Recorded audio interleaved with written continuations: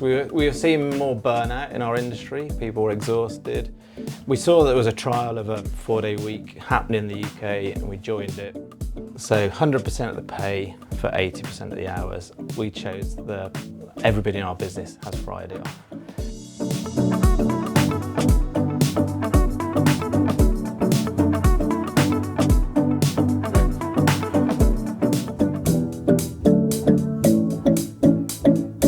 So John, give us a picture. Who are you? What do you do? In business, what does that look like for you? Yeah, in business, well, I guess by trade, I'm a chartered landscape architect. So went to university in Cheltenham. I was a creative, so I really enjoyed art at school. I really enjoyed geography. I'm of the era where you went into a careers room and they looked through a book and they were like theatre production or landscape architecture. I was like, well, I've just said that I like being outside. And they were like, okay, landscape architecture. So that's how it started. Did landscape architecture. And that started my career. Ended up in like an agricultural practice in the Cotswolds. And my career grew from that. Loved the outdoors, loved people, loved ideas. But I'd say I'm kind of one of life's average people. I was average at everything. I was average at school. I was average height. Average looking, my life has been average, but some amazing things have come out of being average. But yeah, I guess those who don't know Tyler Grange, yep. Give us what is it? What does it look like? So Tyler Grange is an environmental consultancy. We've got ecologists, landscape architects, arborists. So it's all the soft stuff that's linked to the planning system. So we help people get planning permission for anything from rewilding schemes to new buildings, housing, infrastructure, renewable energy. We do all the soft surveys, so badgers, bats, all that sort of cool stuff. And you've got a location here? Yeah, I got just a location literally over the road, pointing the wrong way, which isn't good for a landscape architect. But yeah, location over there. We started, 4 of us started in 2010, and now we're 120 people with 8 offices. And we started it out of, I guess, from a place of complete collapse. It was a recession in 2010. I was in a massive PLC business and we just hated it. I was not dressing myself. I was just like, I'm a shadow of, I don't mean I wasn't dressing myself. As I said that, I was like, why that this sounds really weird. I told you it was a collapse. But yeah, I just wasn't myself. I was turning up at work. And in 2008, I blacked out in my office. I'd been doing like 90-hour weeks. I'd moved locations, didn't know anyone. And that was a moment for me of thinking something's got to change. It's like, I loved my work. I didn't love the culture of where I was. So I met with some friends that were in the same industry. And we were like, should we just start something where enjoyment and joy is at the heart of it, and community. And Tyler Grange was born out of that. 4 people round a table. It's like, it was a recession. It's like, how hard can it be? It's like, let's just give it a go. And brilliant, I love that. And 15 years later, 120 people and growing all the time. Yeah, still growing. We always said we'd be 20 people max and 2 offices, and then we just never had a plan. We just kept growing. People who were good, they'd join us. We're like, oops. And then somebody would call us and they were really good and they lived in Exeter, that you got an office in Exeter. And we're like, we have now.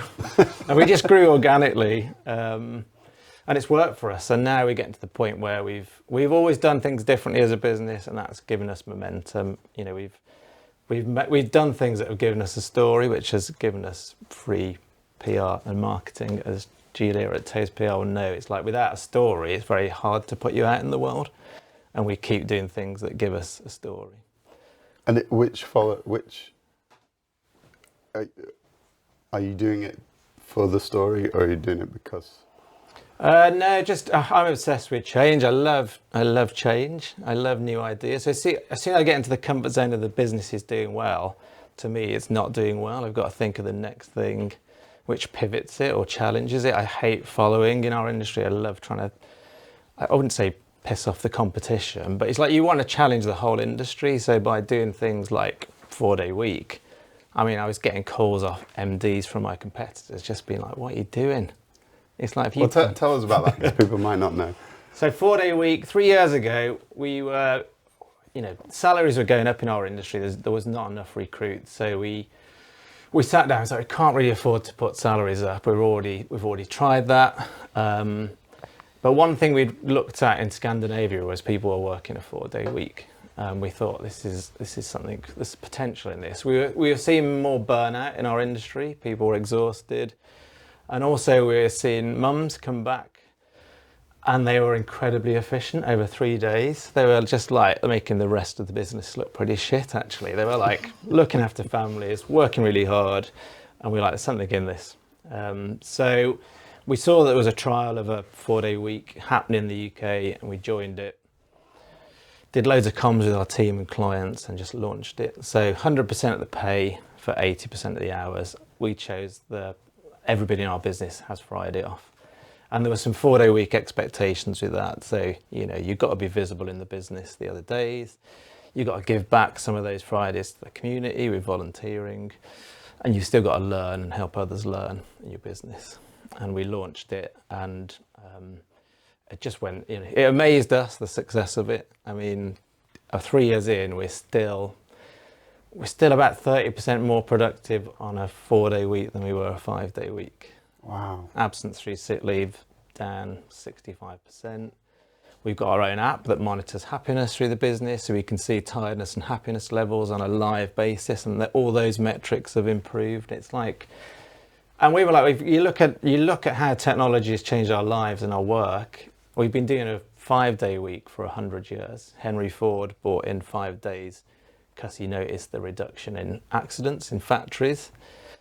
100 years later, we're still doing a 5-day week, but the amount of data we're receiving and our brains are receiving in 5 days isn't tolerable. We can't cope with it. So we're like, let's just shift it and start telling people that it works. And we're getting some momentum. Some businesses have followed us. Some are really scared of it. But I always say to people, just ask yourself whether your business is as efficient as it could be. That's the real question. 4-day weeks become a little bit clickbait, but it's not that. It's like, can you do anything in your business which makes it more efficient? And like, we don't have any meetings over an hour. We have an Elmo in our offices, which is the little Muppets character. That's enough. Let's move on. So anybody starts rambling in a meeting, you just chuck Elmo at them. It's a really kind way of saying you should shut up. But meetings, we were losing hours to meetings. I give the team permission to leave client meetings if they're really not adding anything, because it's like they're paying for our time to sit there. So I think we just got to all challenge the conventional way of working, and COVID helped that as well. So people work more flexibly, but then ironically, the levels of people back in our office is higher than pre-COVID now, because they like the social and human interaction. How did you find that? I mean, I haven't had a COVID conversation for a while. But, what was that? Yeah, my repetitive. Although I I found these trousers in the garage when I was clearing out. This is very loosely connected to what we're talking about. And how COVID started. Yeah. And this is going to be a really terrible story now. But I threw them in the washing machine, and I just put them on this morning. Found a face mask in the bucket. No way. Well, I've not seen a face mask for a while. Anyway, COVID. How did you know? Because you weren't 15 years old then. You were 10 years old. So COVID was a good chunk of Tyler Grange lifespan.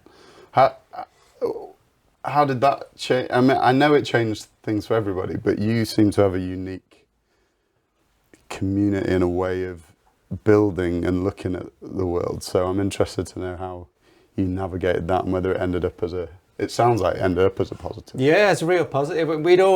I guess we'd built the business with no money, so we'd always had to work out how we could pretend to be a practice that had loads of presence and loads of money, and it didn't. We were borrowing furniture. Our first office was a kitchen showroom, so we all had to sit at these kitchen worktops. We just didn't have any money, so it's like that mentality just took us through to COVID. So we already worked off cloud servers. We have quite a flat structure, so we trust the team. We'll trust people to do their job. And so that meant the sudden shift to working from home gave us, it didn't change our business in any way. People missed the social interactions, but we went straight in, as everyone did, to online meetups, which we'd already been doing. So again, that wasn't a big pivot. Our professional institutes told us to close the business and not do any survey work. And we just said, no, we'll be bankrupt in 2 months. So we didn't do any furlough, didn't get any loans. We basically kept on working as single individual surveyors across the country. And if we'd listened to the official advice, I don't think we'd be here today. But we were like, no, just get on. If anyone questions you, say you're working on your own. You're out for your 1 hour walk. Yeah. But I think I think in business you've got to, just think on your feet, take a risk, and that's what we've always done. We've just gone for it. So I attended your 15-year anniversary, which was the whole company coming together in Birmingham, and it was Birmingham. It was Birmingham. How much do you have to drink? Well, you put it on. But lots of people bang on about culture, but there's some places when you walk into the room and you just know that the culture's good. And I remember someone described it to me as there's this game you play in the US where they're in their home swimming pools and stuff, and everybody marches around in the pool and creates like this whirlpool. So anybody that gets in gets swept into this whirlpool. And culture's a bit like that, I think. And what I experienced in the walking in to that place is just something really authentic. And what I'm interested in, because it has become a buzzword and it is something that people give lip service to, but did you always go after it, or did it happen accidentally? I think it's innately in you, isn't it? So the people that started the business, it was the way we lived our lives was our culture. It's like you can't say this is our culture. You just manufacture it through being you. I think that's the truth. And then if you then employ enough people with similar ethics and values, that culture just grows. And it's really difficult to get right as you grow. But I think because we're so clear, we'd all come from, my MD at the time, my business co-founder, had a brain hemorrhage, and at about the same time his son had cancer. He was going through something difficult. I'd been through this burnout. So we were all very much starting with we can't carry on like this. We want to live the way and work the way we think humans should work. And so I think that just bled into the culture, that created it. But then you do things to help that. For a while we got it wrong and we started to recruit out of desperation. So we so needed to grow, we'd recruit anyone. And that's a disaster. It's like we were recruiting people that were so off the mark and just wanted to sit and not be in the business, just turn up, do their thing, go home. And that's fine for some businesses. We're really honest, we want more than that. So we don't recruit on technical CVs, we recruit on 5 photographs. So you come in, bring 5 photographs that describe your life in some way, and you can do it over a table or go for a walk. And people just chat for an hour and you find out that they're someone was like a trombone player, an underwater trombone player. It's why wouldn't you want to employ them? It's just bonkers stuff. And you find stuff and you chat, and at the end of an hour, you know whether you want them to be part of your business and how they're going to help our culture grow. So I think as long as you don't try and control it, just grow it and feed it. I think that's the honesty. A lot of people are reading books on purpose and culture, and it's like I think you can learn it. You just got to be your authentic self. Let everyone else be their authentic selves and see where it takes you. So good. I've never heard of that recruitment strategy before. Doesn't always go to plan. Yeah, I bet you get some interesting photos. Yeah. Who comes up with that? Or had you found it somewhere? Or? I don't know. I guess I never see myself as a creative person, but I just have ideas and I'll write them down at night. I have quite vivid dreams, and that's not drugs related. It's just I have really vivid dreams and I write stuff down. I've always had ideas and I love it when I go into our team and come out with an idea and you can just, people are like, oh. You can see eyes rolling. And we do big stuff like that. We've done full pay transparency in the last year. So everybody knows what everybody earns in the business, and I've told everyone that I earn outside of the business. It's like, why are we so secretive about it? It creates so many problems, and people always think the person next to them earns more. Sometimes they're earning the same, sometimes they're earning less. It's like, just be transparent, put it out there. And everyone's like, oh God, that's going to be uncomfortable. And it isn't. Like, it's reduced the conversations in our business about money. So you just got to have these ideas. I think what most people do is have the idea and then they park it, or they just think no. But I think if you give it a go, and we've done, and actually do all the stuff that goes wrong and share how it's gone wrong. So we started the business with unlimited annual leave, which was a complete disaster. Because like actually it was the reverse. Like, everyone's so scared of how much is too much. Like, people weren't taking any annual leave. Apart from one guy that had like 300 days off. He was like, it's in your policy. So yeah, you gotta do stuff. Yeah, it was brilliant for me. But you gotta try them and then move the ones on that don't work. Any other disasters you want to share? We've done all successes. We did live stream board meetings, which were really boring. So like, after the first one where everyone joined, the next one nobody joined, and we're like, yeah, we're trying to be ultra transparent.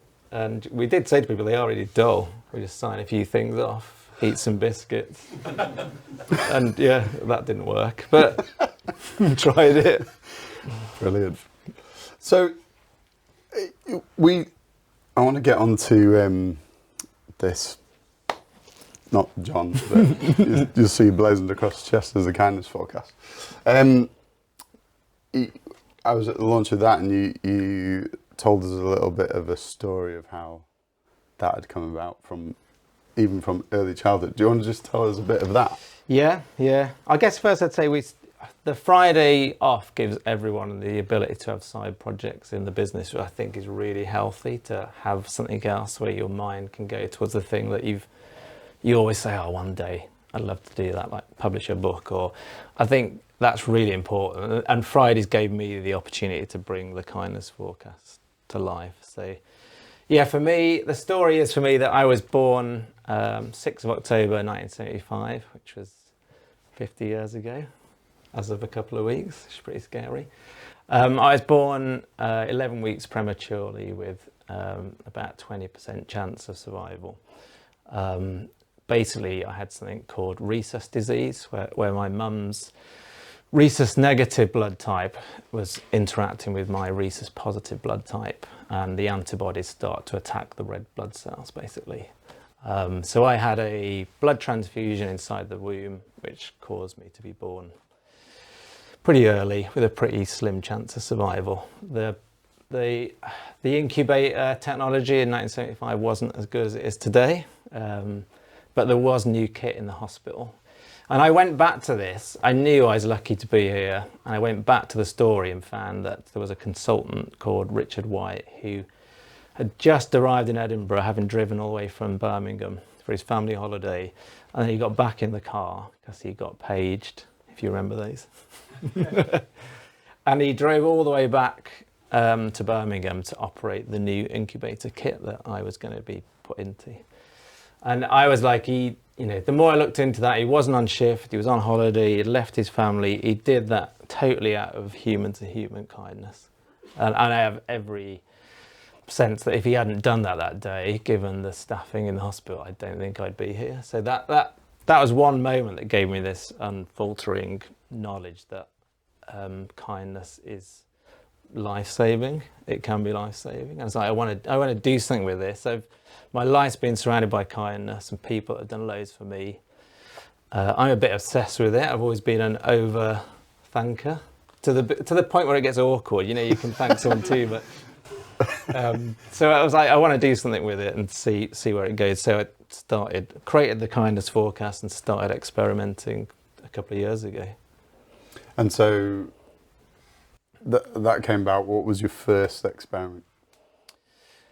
The first full one I did was 365 days of coffee. So someone somewhere in the UK every day for a full year got gifted a coffee. So you would turn up at an independent store. The cashier could choose someone at random to give a little token. with a QR code on, and it's like, you have a coffee on the kindness forecast in exchange for a story. You could take it or you could just pass it on to the person in the queue behind you. So I wanted to start creating that interaction. How do you go about setting that up nationwide? I thought it was easy. First of all, I started also including chains. I got sent like a 70-page contract from like Costa, and I was like, it's not going to work. Then some people were really suspicious. So even some of the independents were like, no, it just sounds weird. Why would you want to do that? It's like, so I probably called, I can't remember how many I called, probably about 450 coffee shops. Then this is where I'm not that creative. So instead of just sending them something by email they could print and use the token, I'd created little cornstarch tokens. And then I had to post them out to every single person that I'd put on the list and try and coordinate that they gave them out on different days. It cost me about maybe 1,500-1,600 quid in coffees. That wasn't too bad. But yeah, logistically, and then across the Christmas period's difficult. Christmas Day, I had to find a church hall that was giving out coffee, and they had a whole urn of coffee. So I had to get creative with it. But yeah, it was difficult. Postage, I'd totally underestimated the price of postage. But it had a massive impact. It's like I just wanted to see people's reactions. I know people do that sort of thing anyway, but it's like, let's document it. It was all anonymous, and let it go from there. And how'd it go? What was the first response? Yeah. Well, I've shared this already. Some people in the room will have heard it, but it was 3 days in, and I got the first sort of ping of a response, and I was like, yes, it's worked. Someone's had a coffee. They wanted to share a story, and I opened the email and it just said wanker. I was like, great. I was hoping for this life affirming, this kindness has sent ripples through my world, and wanker. And I know it was a Mancunian coffee shop, so I was like, yeah, that's kind of a proper thank you from Mancunia, isn't it? It's like, yeah, he's the coffee wanker. So yeah, but it got better. It got better. Yeah, I had a couple of children, really nice, and they had interactions with older people in the coffee shop, which was lovely. I had a lot of this has turned my day around. It was bad, and this gift has changed my day, so that's nice. And then about 6 months in, I had a bigger impact story where somebody basically was like, that moment made me realise that I never give to other people. They were very honest. I've been in banking, I've made a lot of money, but I never give back. And he's like, as a result of this, I went away, had a think. He's like, I've donated 1,500 quid to a food bank. I'm now volunteering weekly. It's still anonymous, actually. That person actually emailed me back last week because they saw the launch of the Kindness Forecast event. And he's offered to fund, he said, I'll put several £1,000s back into your project to fund other stuff. So, yeah. From one coffee? From one coffee, yeah. Must have been a good one. So and some of the stories are still coming in. There's a bit of a lag between when people have received the coffee and when the story comes through. But yeah, I'll definitely run something like that again, because it's just, it's human contact, isn't it? It's people love to be part of something, and that's what I want this to turn into. Do some crazy experiments and see where it goes. So what other stuff have you been? I've done everything. I've done quite a lot of anonymous paying forward in my industry. I guess sustainability. There's a lot of young people that are wanting to be climate activists. They're really worried about climate change, but ironically, they can't get to any of the big conferences or the COP gatherings because the tickets are ridiculously expensive. So there was an activist ticket for COP, I think, came in at $3.5 grand for a young person. Wow. And then they've got to travel to get there. And I'm like, that's just nonsense. So we've been trying to help fund some youth climate activists to actually get out and get to these events and be heard. We've paid forward a lot of tickets for events. We've done stuff, and we're doing stuff. I know John Robb, who spoke here, we're hiding loads of tickets for his Louder Than War festival around Manchester, or he might be holding them around Manchester. And then it's just more random stuff, more secretive stuff. We're just hiding. There's some kindness focused QR codes that are in really odd places, like maybe 8 foot up a land pace. There could be one around here, so keep an eye out. And some of them have got really incredible gifts in them from people and from me.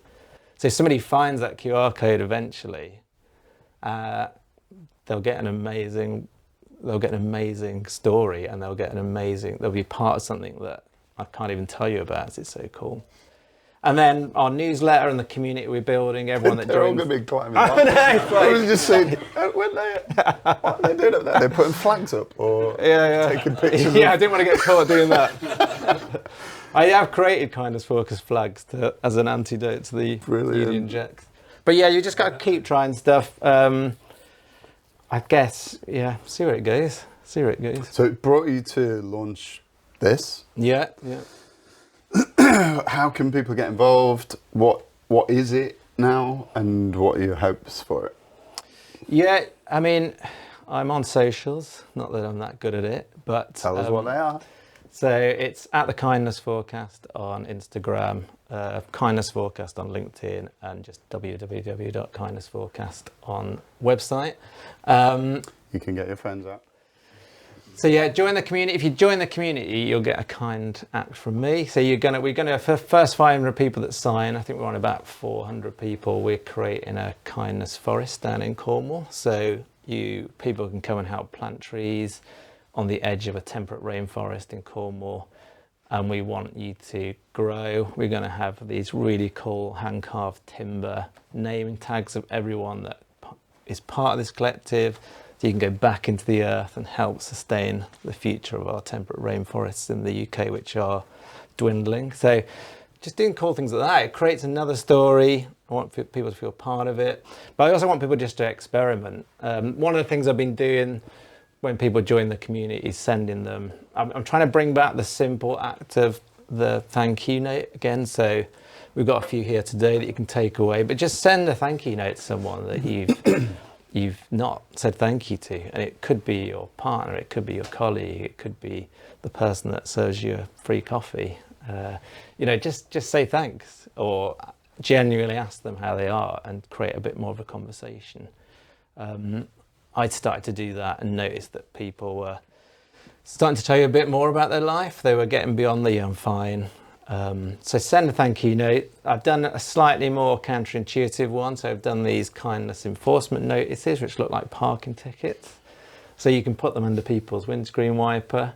And again, it's like, it's a really nice way of surprising someone who's, if they don't tear it up, it's like a moment of like, oh shit. But then you can put a lovely message inside to say, just thanks for being you. Thanks for doing something that's made a difference to my life. Why don't I'm going to pass these around. These are the thank you notes. So just tear off a handful, and just pass them back, and then use them. Like even today. But do it your own way as well. Contact me by email, john@thekindnessforecast.co.uk. If you've got an idea or you want to be part of this, loads of people are now coming to me with other ideas. So it's starting to generate some really cool stuff. I've had an ex-Olympian that I can't name yet. He's like, can we do a kindness act per step that I take on a challenge that he's doing? So we're going to embed something in the trainer. And the number of steps is going to fundraise, and then we're going to link that to some acts of kindness. It's like, all sorts of random ideas. So just go see where it goes. Just gently see where it goes. Brilliant. And I love that story that you told of the guy that, just got the one coffee and then it transformed the way he even looks at the world and interacts with it.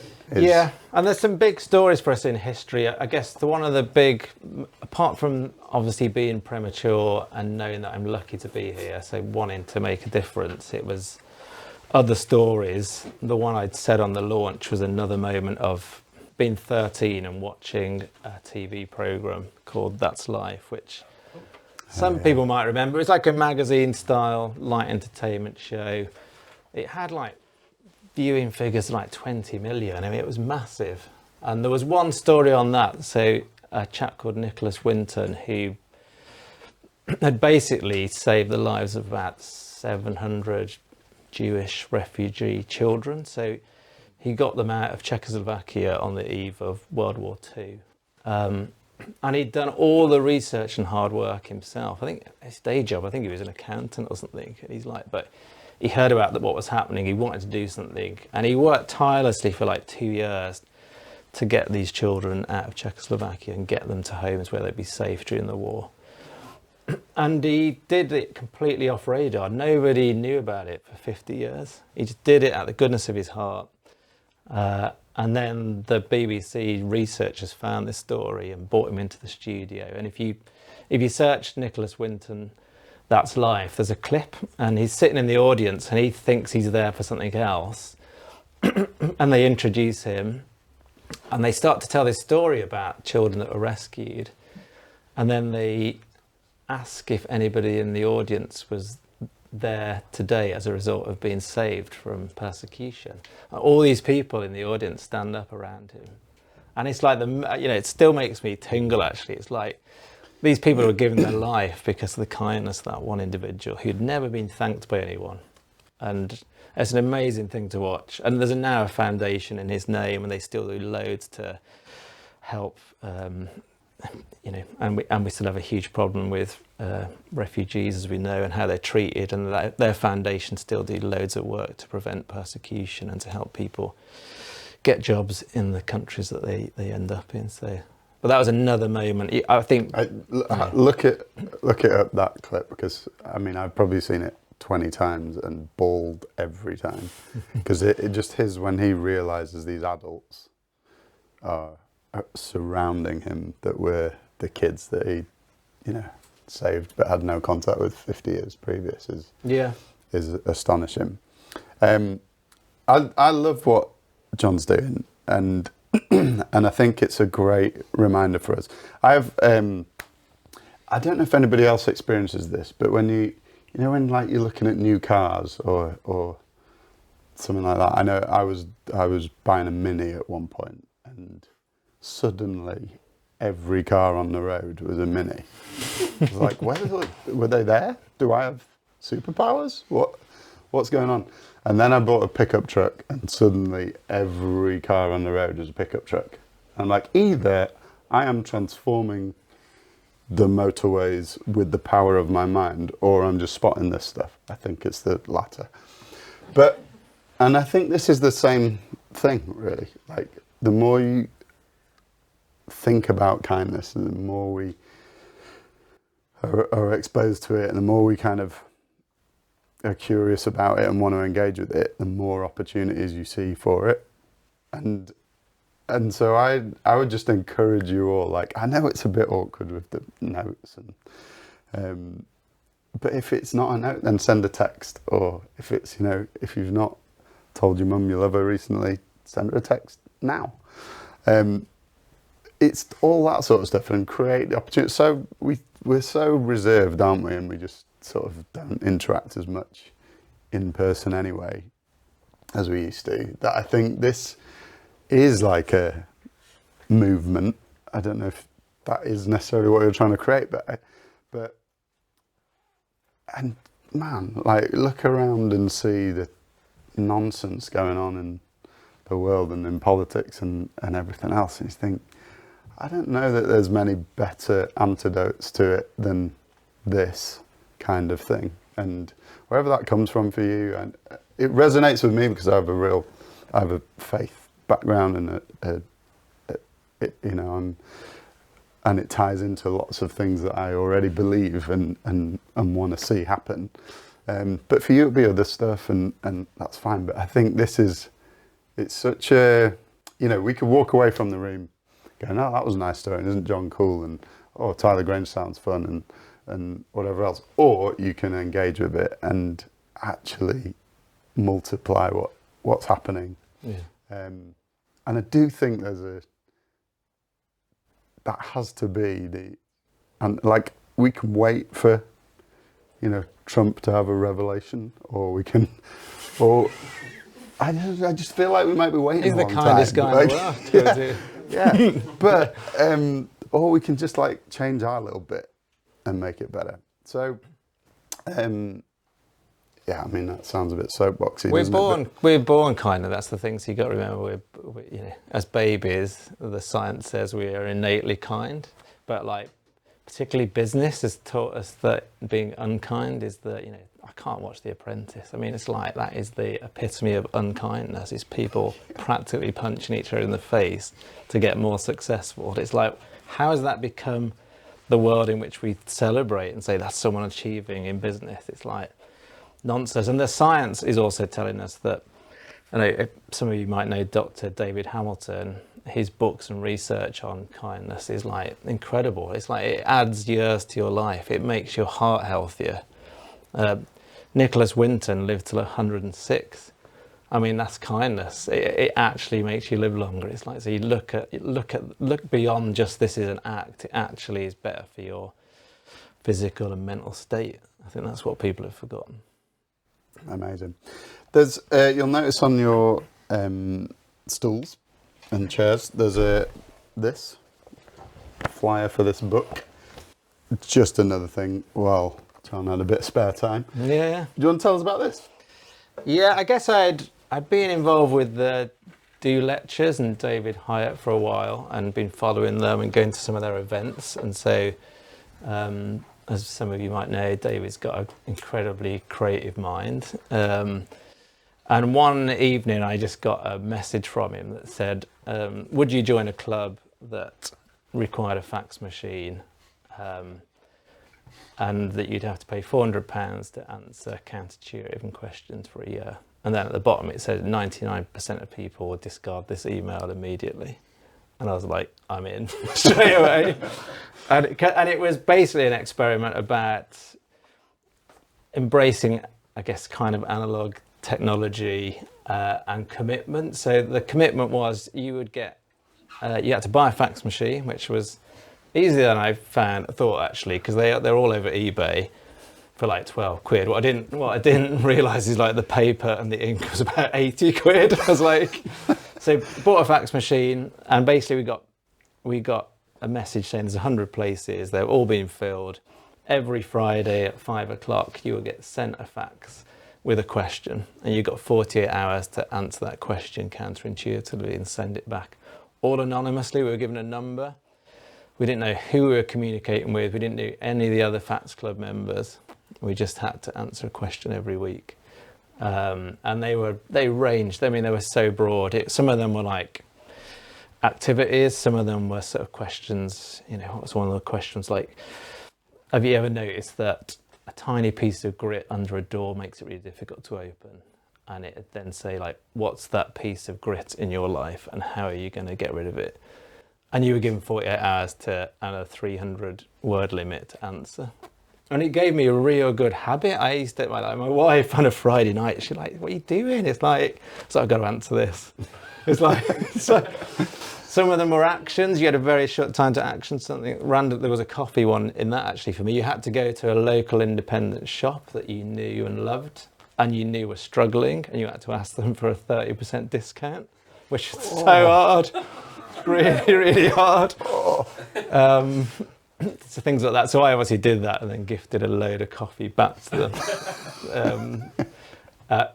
And there was a kindness one I built. This is where it became slightly obsessive for me. One of them, I love live music, so I decided to write a thank you to every single person that was involved in putting on a concert at I think I chose it was the Ritz in Manchester.